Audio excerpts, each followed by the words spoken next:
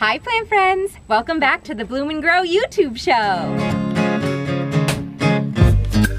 Okay plant friends, we are in for a total treat because I am here with some very special people from Metrolina greenhouses. They are actually the growers who supply a lot of the big box stores and nurseries that we buy our plants from. So I am here with Dr. Mark. Dr. Mark, you want to tell us what you do for Metrolina? I'm the Director of Research here. The Director of Research, and Mariah Holland, who is the Director of Marketing, and they are going to give us a behind-the-scenes tour of what goes on here. So we are standing actually at the crossroads of what this is called, this gorgeous area, which is called the test garden. Yep. Yes, the test garden, and behind us you can see the actual indoor greenhouse where everything is grown. So what I'd love to know is a little bit of the history of Metrolina and how it became this enormous operation that it is today.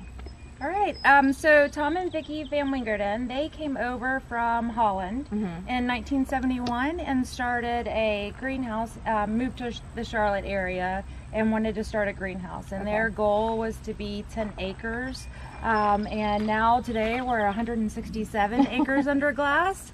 And so we've just grown over the year. So just added on as we've added customers, and demand has been up for plants. That's wild. And you said that they came over here with like $50 and they've built it into this incredible greenhouse that serves all the plant people of America. Yes, they came over with $50 and 2 kids, and now then they had 6 kids, and we have all 6 are still involved in the business. So Abe and Art are our CEOs. Wow. And then the brothers, they're our VP of operations and then logistics.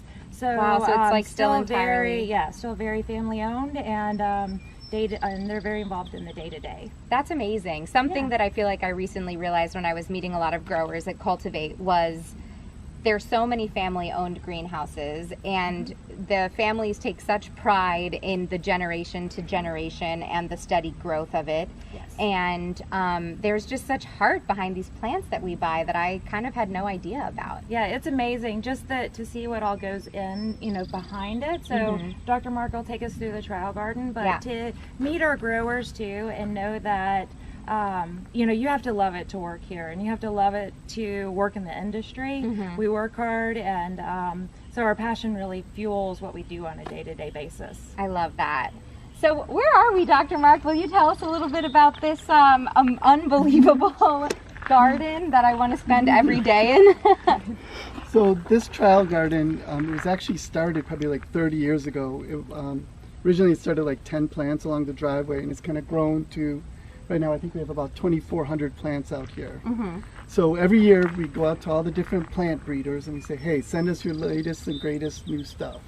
And we put it out here and we see how it does under our conditions. We're able to propagate plants from 2 sources, from seeds or from cuttings. Okay. Lots of house plants are from cuttings, but right now we're in our seed vault. Okay. And it's so cold in here. Very nice. Very nice and cold in here, yeah. And at any given point, we could have $2 to $3 million worth of seeds just right in here. So it's pretty cool. Oh my God. Seeds range in size from itty bitty to much larger, like a sunflower seed. Yeah. So yeah, I don't know if Mark, you have any examples. Can we go in to the $1 million bulb? Each seed is 10 cents. Oh my God, I just got so nervous. Those might be like 3 cents. Talk it back. Don't trust me with anything expensive. Okay. So these are looking at violas. Okay. So we'll plant these. 5 weeks later, they'll be ready to plant in the bigger pot. And then maybe 5 to 6 weeks later, we'll be able to ship them to the consumers. Wow. We'll be able to plant them in the fall and then enjoy them until the next year. Okay. Well, not in New Jersey. Yeah, and Mark, what's the difference in the seeds? So some of the seeds are so tiny. They, some of these coatings are, the one I know they use the same coating they use for M&Ms. Okay. They use that to coat the outside of the seed. Just to make it bigger? Yeah, so that's the only reason. And then you can see it better, and it's easier to put in it. So then when you plant it, the outer coating just kind of like melts away with the first wash. Because I noticed I planted, I think, I dropped, oh no, I dropped 30 cents! I remember seeing that, and they were like pink, and they looked candy coated, my strawberry seeds. Yeah. And I was like, what's going on here? Yeah, so what we can do better. Yeah. So from the seeds, what we do is we take trays and we'll run this through. Unfortunately, it's not running today, but that will get filled with soil, Okay. and then it goes all the way through.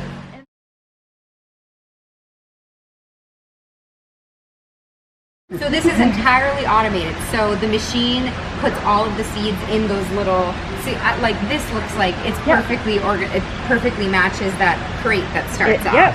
So that's Yeah. our tray. Oh yeah. So this tray, and so does this like pack the tray It in? puts a little dibble so the seed goes So towards the the seed middle. goes in. And how many seeds go in each little die? 1 to 2 And to the, 3. the machine is specialized enough that it can actually suck up only 2 You seeds. can't And even see it, but there's like little tiny holes there. And that Oh my just, like, god. seeds here and it goes. This is incredible technology. Wow. Okay. Cool. So, a lot of the plants we propagate from little cuttings. Okay. So these plants started in Florida.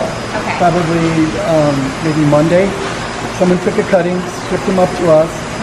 So all you have to do is Just do one in each. How much is this worth?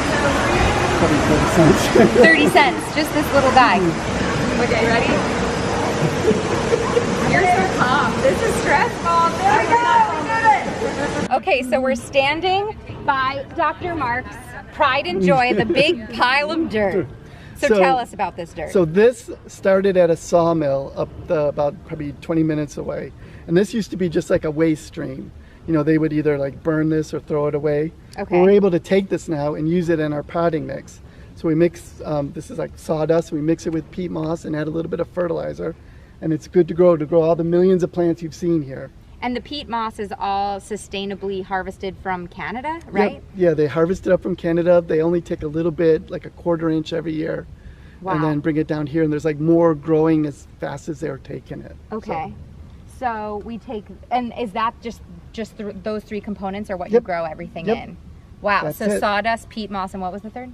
We do use some perlite for propagation. Okay, so Dr. Mark, how many poinsettias, is it poinsettia or poinsettia? I've heard it pronounced both Okay, ways. great. Yeah. So you decide, plant friends. But how many do you guys grow and sell in the holiday season? So we sell about 2 million poinsettias every year. That's crazy. And how many varieties?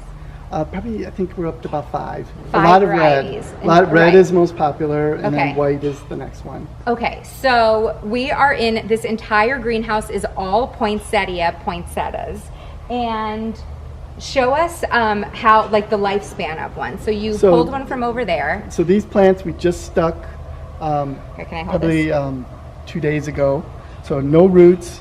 4 weeks later, they'll have rooted out. You can see all the 4 roots. weeks later. That's a really quick.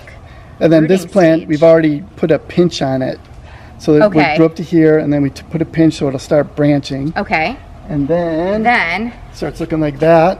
how long does it take to get like this? So probably after Thanksgiving, this thing will be about this tall, full of blooms, bright red plant, And ready so to go. is this thing 3 of these? 1, Yep, 2, 3? absolutely. Okay, so it'll keep growing. And do you keep pinching it back? As We it just, grows? actually we only have to do the 1 pinch. Okay. It's pretty cool. And then, as you notice, this is still green. So when do they turn that famous holiday red that we see? So in North Carolina, it's like September 20th is when the day lengths get short enough. Okay. And then it starts going from a green plant to a red plant. Very cool. And so the whole life cycle starts, I mean, it's August right Right, now. yeah. So August through November Yeah, for so- starting to sell So them. like June Wow. to November. It's a lot of heart, plant friends. It's a lot of time and heart and science into it. Very cool. Look at these adorable little robo-gardeners everywhere. Do you see? Look how cute he is. Hello, my little gardener friend. So, look at him go. That's adorable. So, Dr. Mark, what are these guys doing? So we want the plants to be nice and round. So we start them up really close together until they get started. And then when we're ready to finish them, we put them in these wider spacings. Okay. So these things will grow and fill that whole space. If you grow them too tight, they'll be squares. We want nice, beautiful round plants. So the robots are actually placing them so In the someone doesn't perfect, have- in the perfect dimensions. Wow. So Mariah, I feel like sometimes with these robots and with the idea of automating gardening, people, it's coming for you, be careful!